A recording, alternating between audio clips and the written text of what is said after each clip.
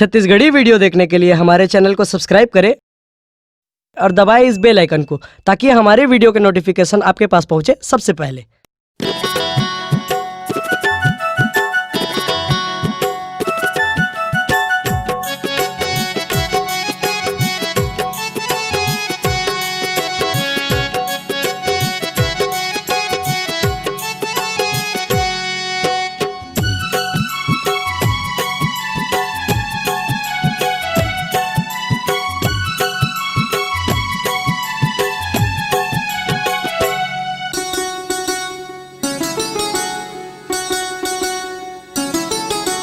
हे मोर संगी मयारू आना एको दिन गाँव घूमेला।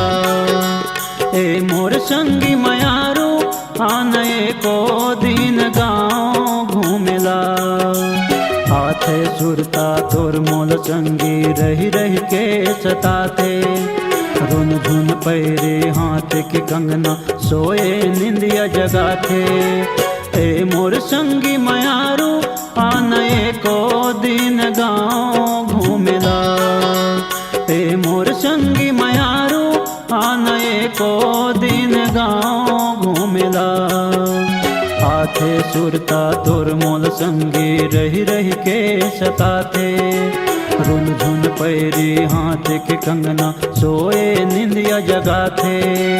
हे मोर संगी मयारू आना एको दिन गाँव घूमेला। हे मोर संगी मयारू आना एको दिन गाँव घूमेला।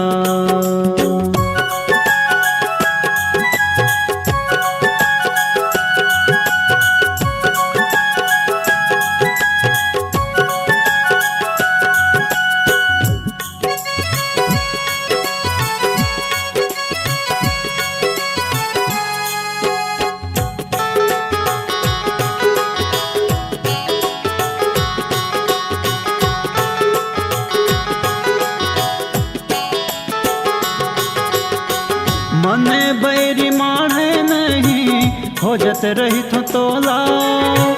कभू हासो कभू रो का होगे मोला।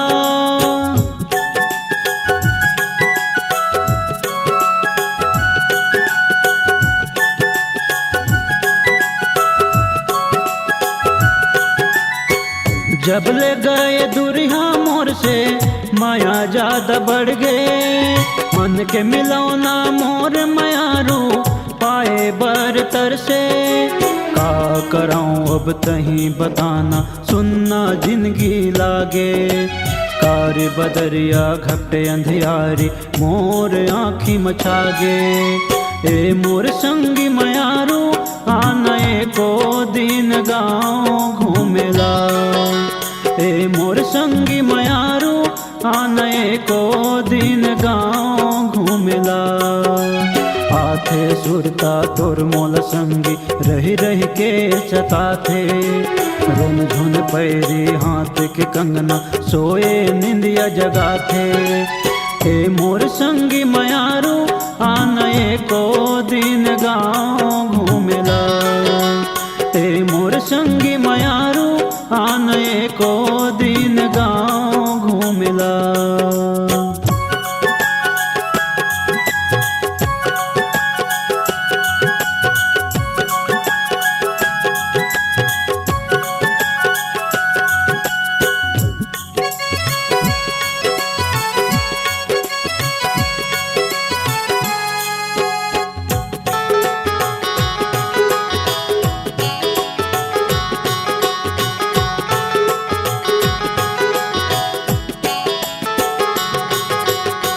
कटे नहीं दिन रतिहा पहावे ओ।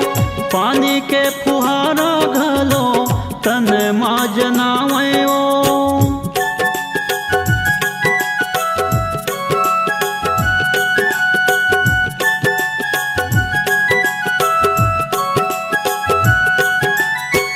जन्म जन्म के तोर मोर प्रीति के बंधना।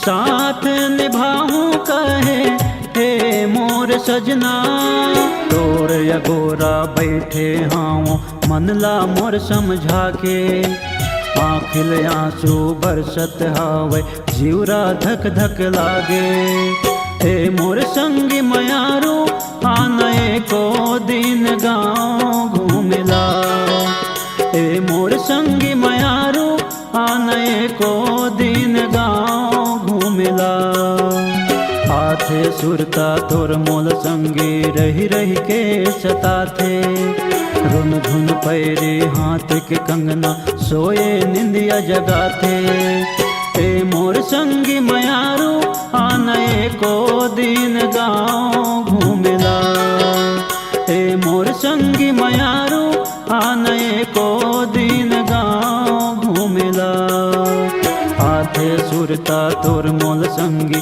रही रही के सताथे रुन झुन पैरी हाथ के कंगना सोए निंदिया जगाथे हे मोर संगी मयारू आनए को दिन गाँव घूमिला हे मोर संगी मयारू आनए को दिन गाँव घूमिला हे मोर संगी मयारू आनए को दिन गाँव घूमिला आनए को दिन गाँव घूमिला आनए को दिन गाँव घूमिला आनए को दिन गाँव घूमिला।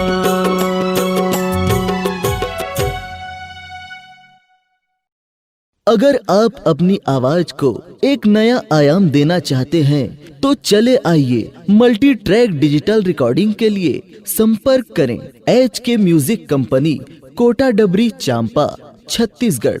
मोबाइल नंबर है 9329238487 और 8085380339।